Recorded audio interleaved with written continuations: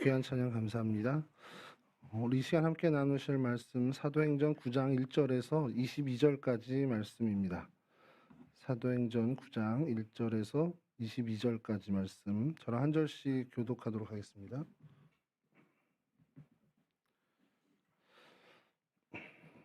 사울이 주의 제자들에 대하여 여전히 위협과 살기가 등등하여 대제사장에게 가서 여러 해단에 가져갈 공문을 청하되 이런 날을 두고 따르는 사람을 만나면 남녀를 막나하고 결박하여 예루살렘으로 잡아오려 함이라.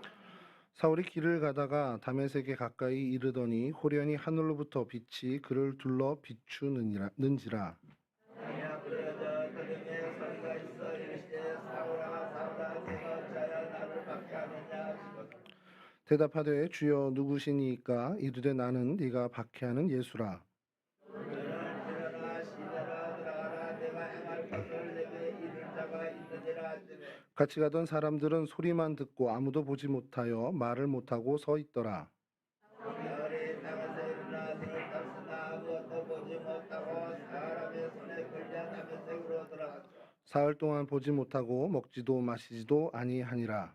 그때 다메섹에 아나니아 하는 제사가 있더니 주께서 환상중에 불러 이르시되 아나니아야 하시거늘 대답하여 주여 내가 여기 있나이다 하니 주께서 이르시되 일어나 직가라 하는 거리로 가서 유다의 집에서 다섯 사람 사울이라 하는 사람을 찾으라. 그가 기도하는 중이니라. 아나니아가 하는 사람이 들어와서 자기에게 앉아여 다시 보게 하는 것을 보았느니라 하시거늘 아나니아가 대답하되 주여 이 사람에 대하여 내가 여러 사람에게 듣사온즉 그가 예루살렘에서 주의 성도에게 적지 않은 해를 끼쳤다 하더니 그러므로 주의 이름을 부르는 모든 사람을 결박하여 고난을 대제사장들에게 받았나이다 하거늘 주께서 이르시되 가라 이 사람은 내 이름을 이방인과 임금들과 이스라엘 자손들에게 전하기 위하여 택한 나의 그릇이라. 그가 내 이름을 위하여 얼마나 고난을 받아야 할 것을 내가 그에게 보이리라 하시매 아나니아가 떠나 그 집에 들어가서 그에게 안수하여 이르되 형제 사울아 주 곧 네가 오는 길에서 나타나셨던 예수께서 나를 보내어 너로 다시 보게 하시고 성령으로 충만하게 하신다 하니 이스라엘의 눈에서 빛을 받은 것이 거기서 다시 보게 되니라 일어나 세례를 받고 음식을 먹음에 강건하여 지니라. 사울이 다메섹에 있는 제자들과 함께 며칠 있을새 시로 밖에 일어나서 예수가 하나님의 아들이심을 전파하니 듣는 사람이 다 놀라 말하되 이 사람이 예루살렘에서 이 이름을 부르는 사람을 멸하려던 자가 아니냐. 여기 온 것도 그들을 결박하여 대제사장들에게 끌어가고자 함이 아니냐 하더라. 하나님을 떠나 예수를 그리스도라 증언하여 다메섹에 사는 유대인들을 당혹하게 하니라. 아멘. 네. 예, 오늘은 성경의 인물 사울입니다. 사울인데 여러분 저와 좀 지루할 수 있지만 사울에 대해서 한 네다섯 차례를 같이 좀 이제 살펴보려고 합니다.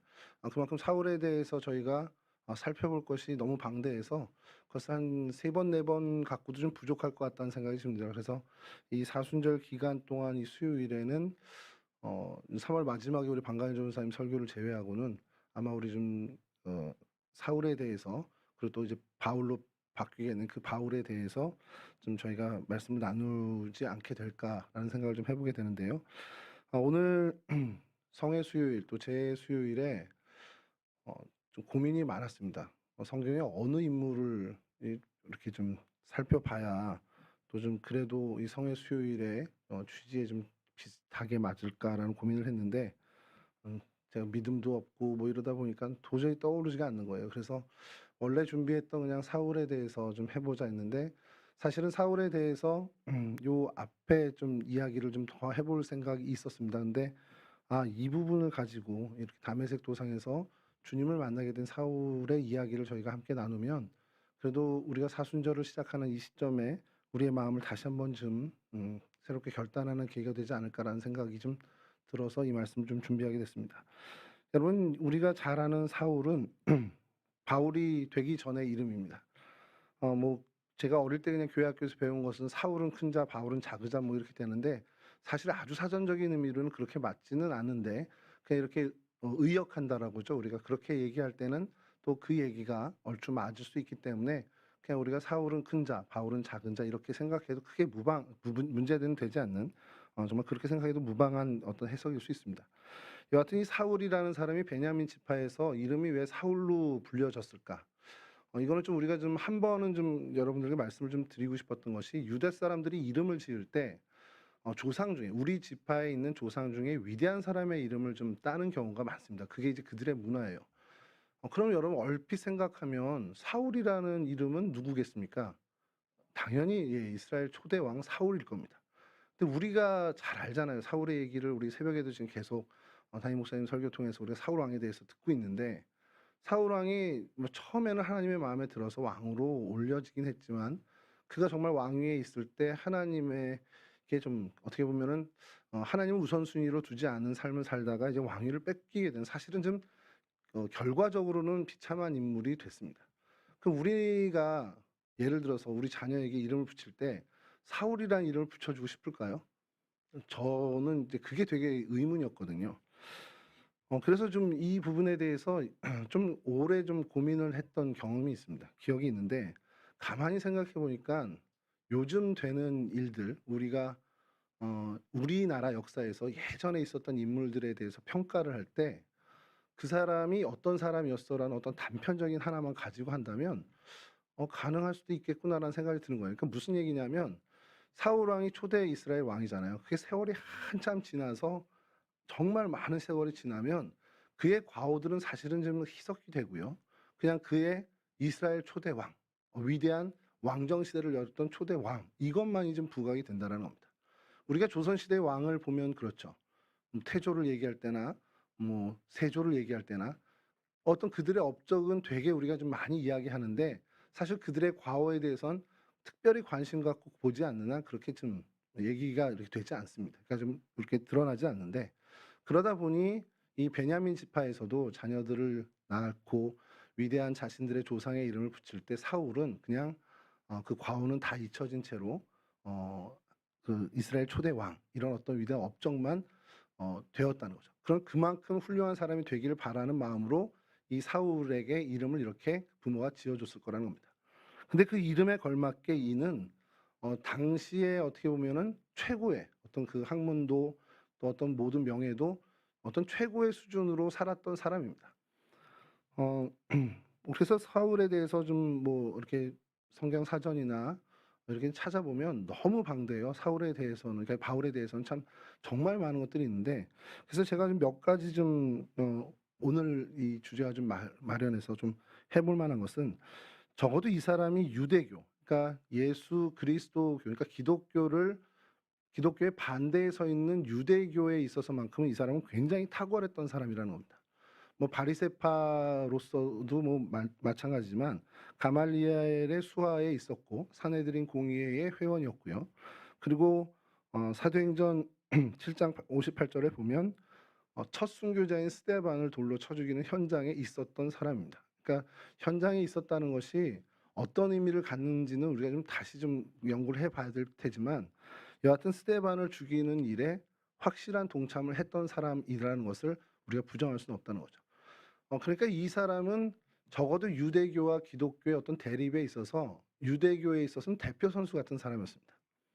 그러니까 우리가 이거 적군이다 아군이다 우리가 하긴 좀 어렵지만 당시 어쨌든 초기 이제 우리 이 초대교회가 이제 생겨나면서 어쨌든 가장 힘들었던 박해는 사실 유대교에 의한 박해인데 그 선두주자에 섰던 사람이 바로 이 사울이라는 것이죠. 그러니까 그의 이름에 걸맞게 적어도 민족을 위해 이 유대교를 위해선 정말 가장 앞서 나가는 대표 선수격의 사람이었습니다. 그리고 그 사람이 오늘 이 한 사건, 오늘 본문에 있는 이 사건을 통해서 완벽하게 전향이 돼서 이 기독교에서 그냥 어떻게 보면 일원이 되고 보이지 않는 어떤 크리스찬으로 이렇게 무명의 크리스찬처럼 살아가는 것이 아니라 이 기독교가 어떻게 보면 복음의 확산의 가장 대표적인 선수로 뒤바뀐 사람이 된다는 거죠. 그러니까 이 기독교 역사를 저희가 이야기할 때 이 사도 바울을 빼놓고서는 이야기할 수 없을 정도의 그 존재감을 갖게 된 사람이 되었다는 겁니다. 여러분 가만히 생각해 보세요. 이쪽 편에 최고의 어떤 대표 선수였던 사람이 어느 날 갑자기 이쪽으로 와서 대표 선수가 됐다. 이게 무슨 그 프로 축구 리그에서 뭐 전북 현대 에이스가 갑자기 수원 삼성으로 가서 에이스가 됐다. 이거랑은 좀 다른 얘기거든요. 완전한 어떤 신념과 종교적인 어떤 그 자기의 모든 어떤 그 확신들을 완전히 전향해야 된다라는 겁니다. 그럼 이게 전향이 될 수 있는 문제냐는 거죠. 뭐 이거 녹화가 되는지 모르겠지만 실명을 거론해서 조금 그렇지만 저도 좋아했던 우리 연예인 국민 가수 이승기라는 친구가 결혼을 하게 됐는데 뭐 이렇게 좀 시끄러운가 봐요. 그 결혼을 놓고 막 엄청난 이제 인터넷에 댓글들이 난리가 난 것 같습니다. 자, 그래서 뭐 인기가 좀 많이 떨어졌대요. 그러면서 하는 얘기가 어떻게 그렇게 이 사람이랑 결혼할 수 있냐. 근데 그의 사랑에 대해서 좀 옹호하는 사람들이 뭐를 제일 얘기를 하냐면 이승기가 얼마나 이 예비 신부를 사랑하면 종교까지 바꿨다. 이제 이 얘기가 나옵니다. 그래서 제가 그 얘기를 듣고는 기사를 좀 찾아봤거든요. 기독교였던 이승기가 그 집안 처가를 따라서 이제 절에 다니기 시작했다라는 겁니다. 그리고 공식적으로 이제 불교를 이제 자기의 종교를 삼겠다라는 얘기까지 했던 모양이에요. 그래서 제가 그 얘기를 들으면서 '이 종교라는 게 이렇게 바꿀 수 있는 건가?' 이런 생각이 좀 드는 겁니다. 근데 사도 바울의 이 전향은 이 이승기의 이런 전향과는 다릅니다.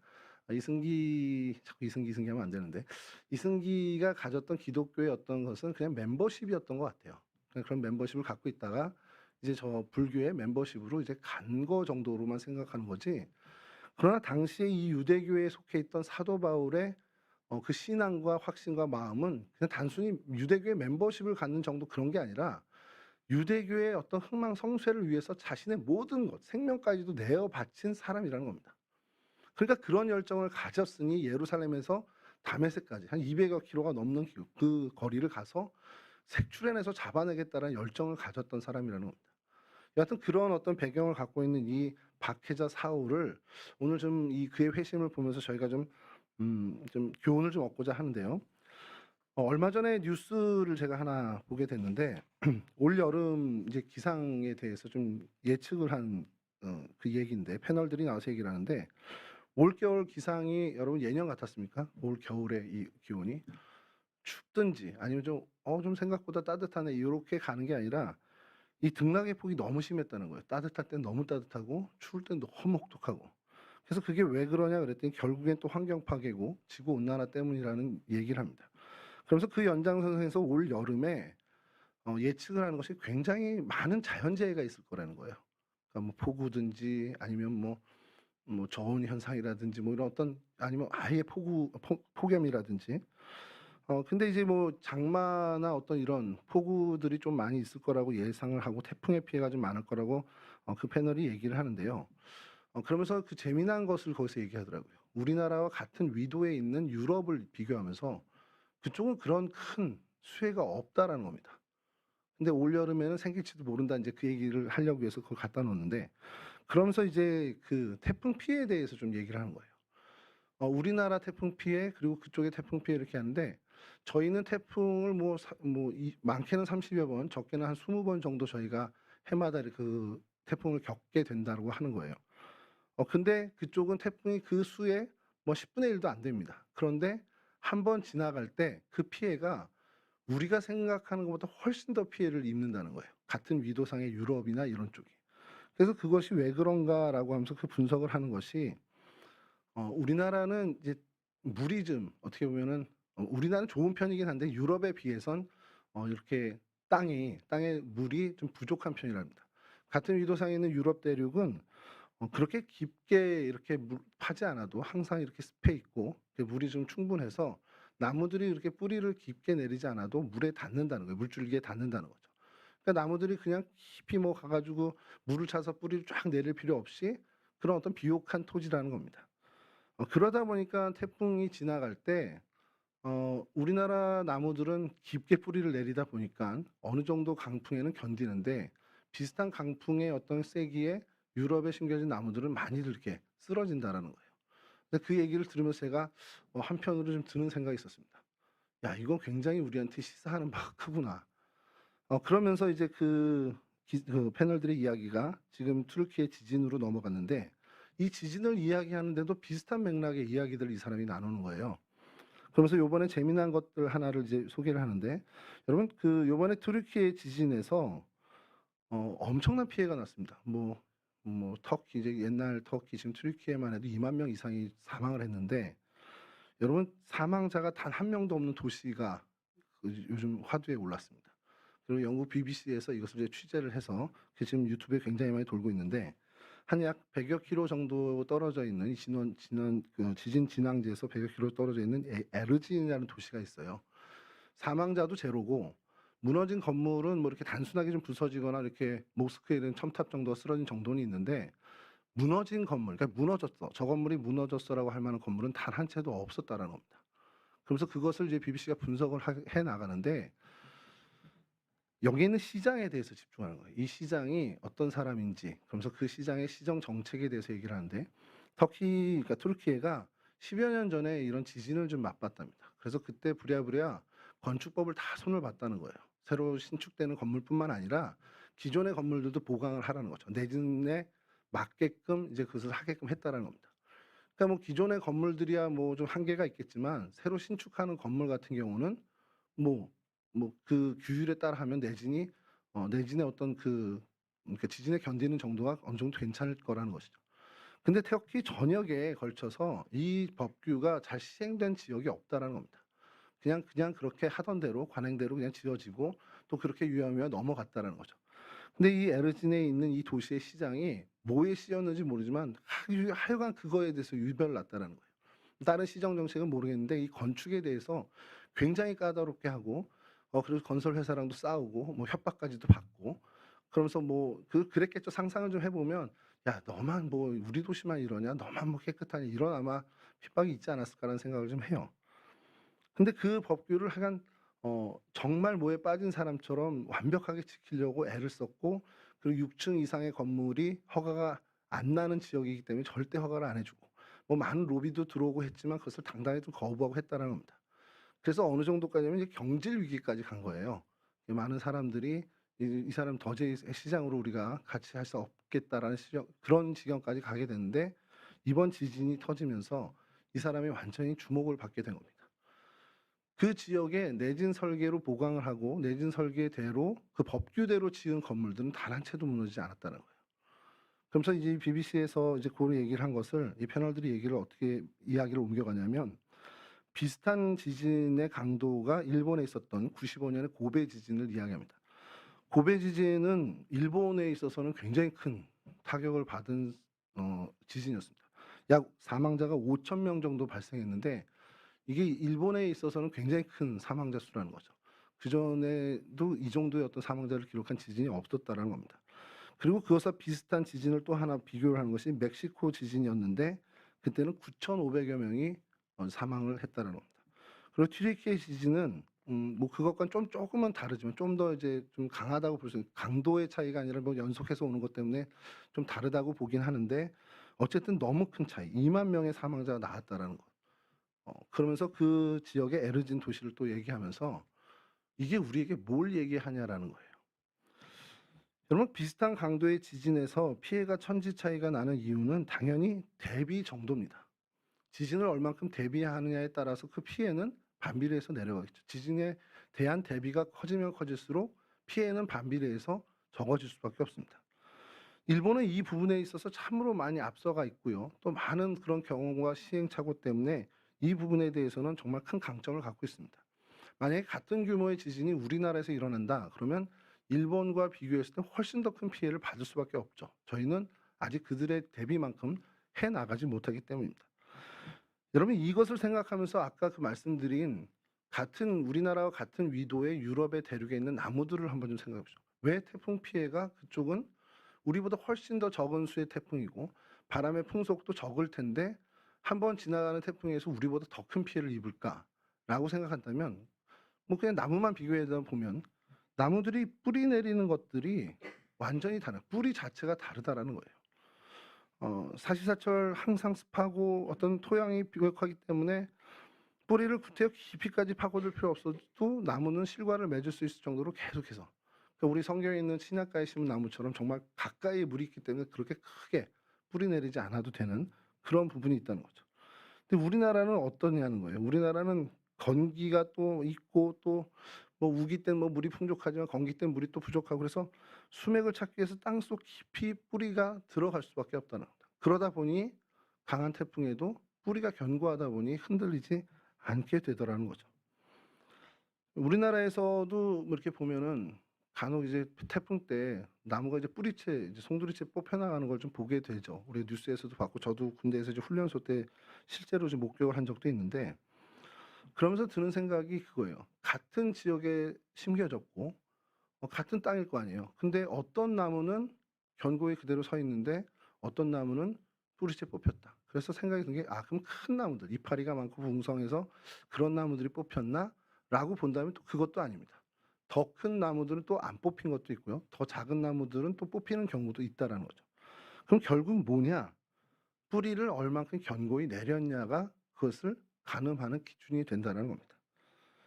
나무를 한참 이제 여러분들이 말씀드렸는데 우리 뭐 사울 회심이라 놓고서 갑자기 나무 얘기만 저렇게 하나 하실 텐데 오늘 사도 바울에 대해서 좀 생각하면 이런 생각이 듭니다. 이 사울이란 청년이 있었죠. 뭐 위대한 이제 사도 바울이 되는 청년인데 모든 면에 자신만만했던 젊은이였습니다. 어느 날 그가 다메섹을 향해서 가고 있는데 그날 그에게 정말 아까 말씀드린 태풍과 같은 정말 광풍과 같은 일이 벌어지게 됩니다. 정말 태풍만큼 강한 힘, 강한 빛의 진리이신 예수 그리스도를 만나게 됩니다. 그리고 그 순간 그는 땅에 꼬꾸라지고 말았죠. 눈이 멀고 식음도 전폐할 수밖에 없는 어떻게 보면 그의 인생이 완전히 뿌리째 뽑혀버린 그런 형편에 이르게 되었습니다. 어떻게 보면 그의 인생은 이제는 뭐 그냥 끝났다라고 할 수 있을 정도의 그런 상황까지 갔는데 그럼 그게 누구 책임이냐? 이렇게 묻는다면 누구의 책임도 아닌 바로 사울 그 자신의 책임이라는 거죠. 왜냐? 그가 뿌리 내린 것이 참 진리요 영원한 생명이신 예수 그리스도가 아닌 자신의 의지, 자신의 신념에 뿌리 내린 삶을 살았기 때문이라는 겁니다. 잘못된 자기 신념과 자기 판단하에 거기에 안일하게 뿌리 내린 인생을 살다 보니 정말 진리이신 주님을 만났을 때 그의 인생은 송두리째 뽑혀나가는 나무와 같은 꼴이 되고 말았다는 것이죠. 오늘 6절 이전 9절은 5절 내용은요. 사울이 인생이 그처럼 뿌리째 뽑혀서 꼬꾸라진 것이 예수 그리스도의 대적자로 살았기 때문이라는 것을 아주 명백하게 얘기해 줍니다. 누구십니까? 네가 박해하는 예수다. 그러니까 네가 박해하는 삶을 살았기 때문에 이와 같은 일을 당하게 되었다라는 명백한 이유를 주님께서 밝혀주시는 것이죠. 예수 그리스도의 진리와 생명에 뿌리 내지 않았기 때문에 너의 인생은 여기서 이제 소위 우리 표현으로 쫑났다. 이 얘기를 하는 겁니다. 여러분 사울은 여기서 이렇게 인생이 끝났어야 합니다. 그냥 여기서 끝나고 성경은 다음 이야기로 넘어갔어야 돼요. 아 기독교를 박해하던 사울이란 이 바리새파의 제일 어떻게 보면 앞선 사람 정말 유대교에 있어서 정말 최앞선 대표 선수 같은 이 사람이 예수 그리스도를 박해하다 결국 끝났구나. 여기서 성경의 이야기는 끝나야 이게 어떻게 보면 자연스러운 겁니다. 근데 그 이후에 어떤 일이 벌어집니까? 놀라운 일이 벌어지죠. 그 모든 모습을 역전시켜 주십니다. 누가요? 주님께서요. 이제까지 진리의 대적자로 살아왔던 정말 그릇 쌓아오다가 뿌리채 뽑혀버린 이 사울이라는 인생 완전히 끝장난 인생임에 틀림없지만 그렇게 끝장나지 않도록 주님께서 그를 붙잡아 주시고 역전시켜 주셨다는 겁니다. 그러니까 그의 끝은 이제 종말이 아니라 오히려 새로운 시작으로 정말 변화되게 됐다는 거죠. 아 모두가 야 쟤 이제 끝났구나. 저렇게 이제 엎어졌어? 이제 다시 회복 못하겠구나 하는 그 찰나에 그 순간이 우리는 모두 끝이야 라고 할 때 주님은 아니 시작이야 라고 해주고 계시다라는 겁니다. 죽음의 삶을 살았던 사울입니다. 주님께서 정말 이 다메섹 도상에서 그를 꺾으십니다. 왜 꺾으셨을까? 그를 망하게 하기 위해서 그것이 아니라 주님의 목적은 전혀 다른 곳에 있었습니다. 그에게 진짜 생명, 참 생명을 주기 위해서 마치 죽어가는 나무에 있던 가지를 꺾어다가 정말 살리고자 새로운 나무에 접붙여 주신 것과 같은 그런 모양으로 그를 꺾으시고 참 생명에 접붙여 주셨다는 거죠. 그래서 본문 6절은 이렇게 얘기합니다. 본문 6절을 제가 좀 읽어드리면요. 너는 일어나 시내로 들어가라. 내가 행할 것을 네게 이를 자가 있느니라 하시니. 저는 이 부분이 너무 좀 감사했던 것 같아요. 제가 뭐 사울에 이입돼서 그런지 감정이입돼서 그런지 모르지만 여러분 진리의 이 어떤 그 엄청난 힘으로 이 파괴력으로 그릇된 사울의 인생을 꺾으셨잖아요. 근데 꺾으시기 전에 주님은 이미 그의 인생을 새로운 생명으로 거듭나게 하기 위해서 다 만반의 준비를 해 놓으셨다는 겁니다. 그냥 꺾어 놓은 다음에 그제서야 어떻게 보면 어떻게 할까 부랴부랴 찾으시는 것이 아니라 정말 당신의 손으로 미리 다 준비해 놓으신 다음에 이 사울을 꺾으시더라는 것이죠. 어떤 의사가 어떤 수술을 앞두고 환자의 환부를 도려내기 전에 다 준비해 놓는 것과 같이 이 사울을 향해서 주님은 모든 것을 다 예비해 두시고 그를 꺾으셨다라는 겁니다. 우리 하나님은 죄에 대해서 용납하시지 못하는 공의의 하나님이십니다. 주님도 마찬가지죠. 그래서 주님께서는 이 죄인들의 이 오만함을 꺾으시는 분이죠. 교만한 자들을 꺾으시는 분입니다. 그렇게 공의의 하나님, 어떻게 보면 정의의 손을 갖고 계신 분인데 그렇게만 계신 게 아니라 그러한 사람들을 어떻게 보면 새롭게 거듭나게 하는 사랑의 손을 가지신 분이기도 하다는 것이죠.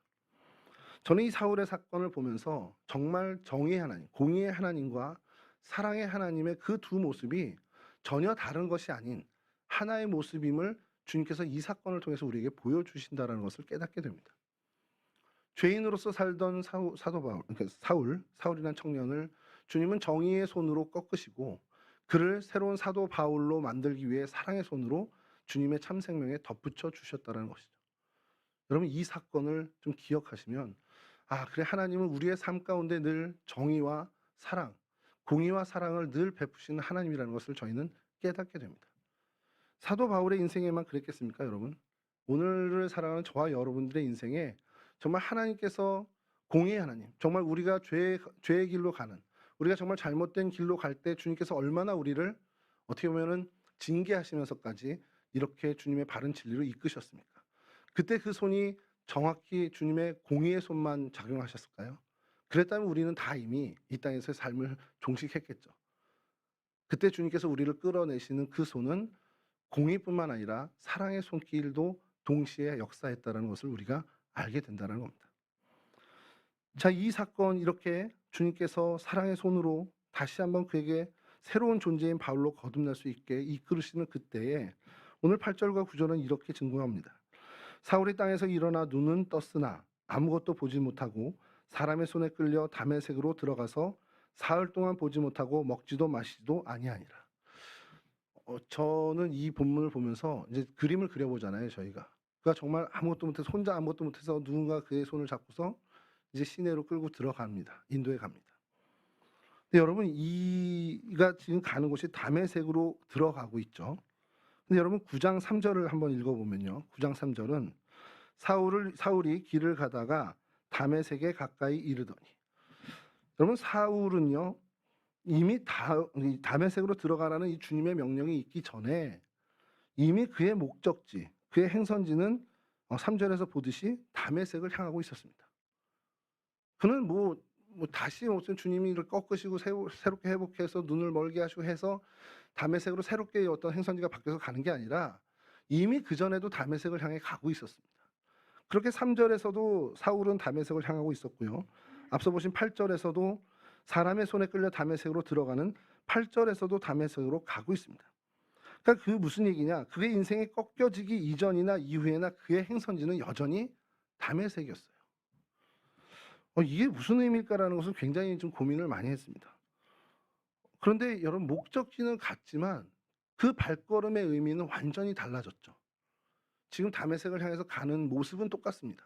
그런데 3절에서 의기양양의 다메섹으로 가던 그의 발걸음과 8절에 사람의 손에 이끌려서 다메섹으로 향하는 그의 발걸음은 같은 행선지를 향하고 있지만 의미는 완전히 다른, 상황은 완전히 다른 발걸음이라는 겁니다. 여러분 그러면서 제가 오늘 우리의 삶을 좀 생각해 보게 됐습니다. 저는 아침에 일어나면 새벽기도 이렇게 여기서 이렇게 갑니다. 그리고 저녁이 되면 새벽기도 끝나 집에 왔다가 다시 출근을 하고 저녁이 되면 그 길을 따라서 다시 집으로 오죠. 매일매일 똑같습니다. 매일매일 똑같은데 여러분 우리가요. 주님 안에 저도 마찬가지입니다. 제가 이 길을 그냥 내 직장이지, 내 밥벌이지, 내 직업이지 하고 가는 그 발걸음이라면 그것은 3 절의 사도 바울과 같은 발걸음일 수 있습니다. 근데 그것이 주님 손에 이끌려서 주님께서 맡겨진 사명의 길을 가겠다 하는 그 결단으로 가는 걸음이라면 그 걸음은 오늘 8 절에 사람들이 좀 뭔가 연약하게 보일 수 있지만 참 의미 있는 진리의 의미를 가진 발걸음이 될 수 있다는 것이죠. 여러분 우리의 삶이 늘 정말 루틴하게 비슷하게 진행되는 것 같이 보입니다. 매일매일의 삶이 우리는 반복되는 것 같고 매일매일 똑같고 매일매일 정말 어떤 의미를 찾지 못하는 것 같은 것처럼 보일 수도 있지만 우리의 삶이 내가 지금 이 하는 행동과 내가 목적하는 이 걸음이 진리이신 주님으로 인해서 하는 것이라면 주님이 내 안에 있고 그 중심에 주님이 계셔서 우리가 걷는 것이라면 그것은 8 절과 같은 발걸음이 될 수 있지만 그것이 정말 나의 신념 나의 의지 어떤 그런 주님이 빠진 상태의 걸음이라면 주님과 무관한 걸음이라면 그것은 3 절의 사울의 걸음과 별반 다르지 않은 걸음이 될 수 있다는 겁니다. 그러나 보이는 것은 똑같습니다. 우리의 일상이 어제도 오늘도 내일도 비슷해 보일 수 있습니다. 그런데 그 보이는 것이 어떤 것은 의미 있는 진리로 건져내어 줄 수 있는 영원한 시간으로 건져내어 줄 수 있는 걸음이 될 수 있지만 어떻게 된다면 그것은 전혀 의미 없는 걸음이 될 수 있다는 것. 그것의 기준은 바로 주님이시라는 거죠. 3 절의 사도 바울이 다메섹을 향할 때는 주님과 무관하고 주님이 없는 발걸음이었습니다. 주님과 동행하지 않고 주님이 그 중심에 있지도 않은 그러한 발걸음이었습니다.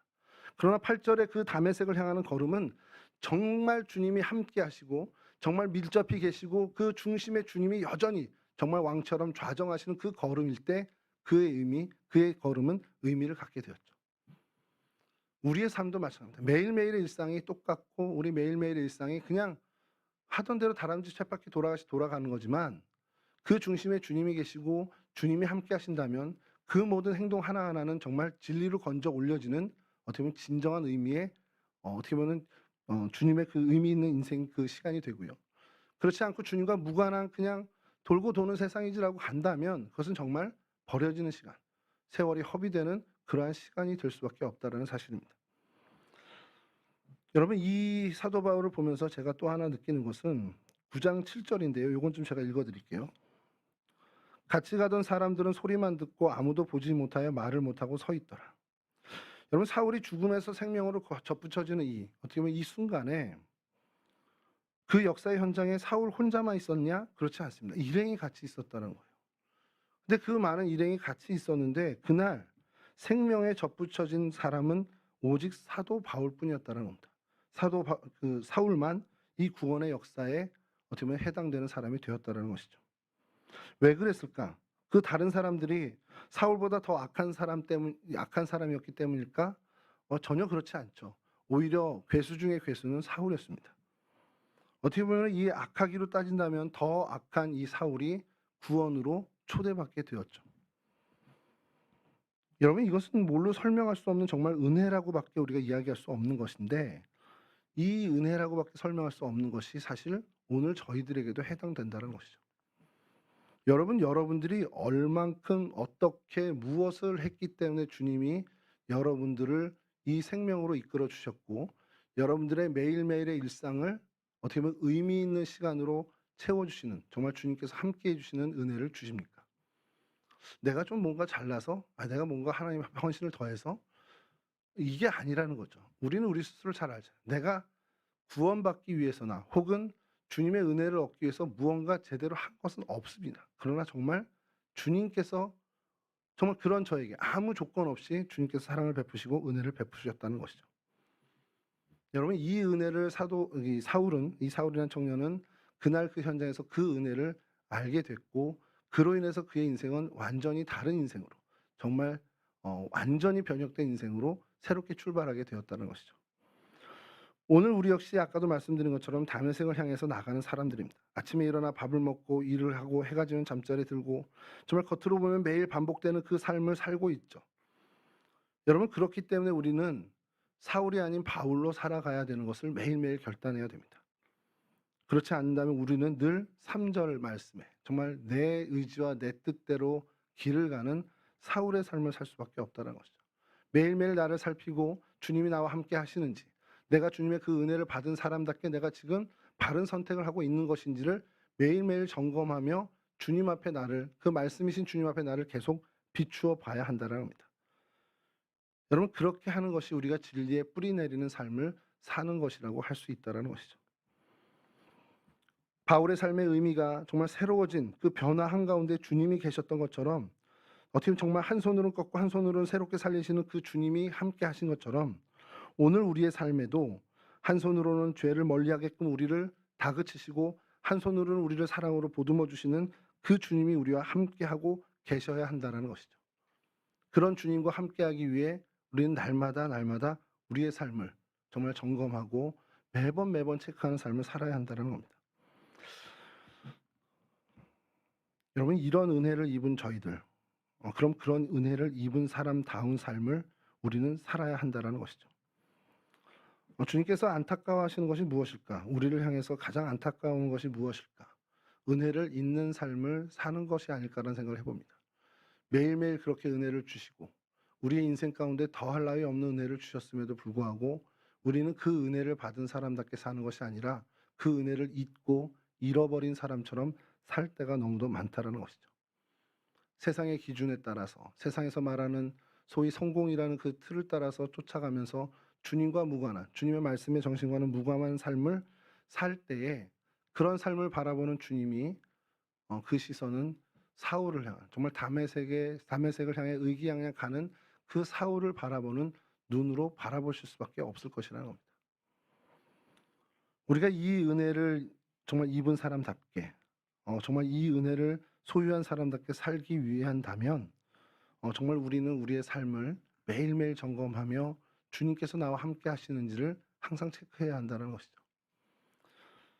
여러분, 우리는 어차피 이 사울처럼 정말 끝장난 인생으로 우리도 종결돼야 될 인생일 수밖에 없을 겁니다.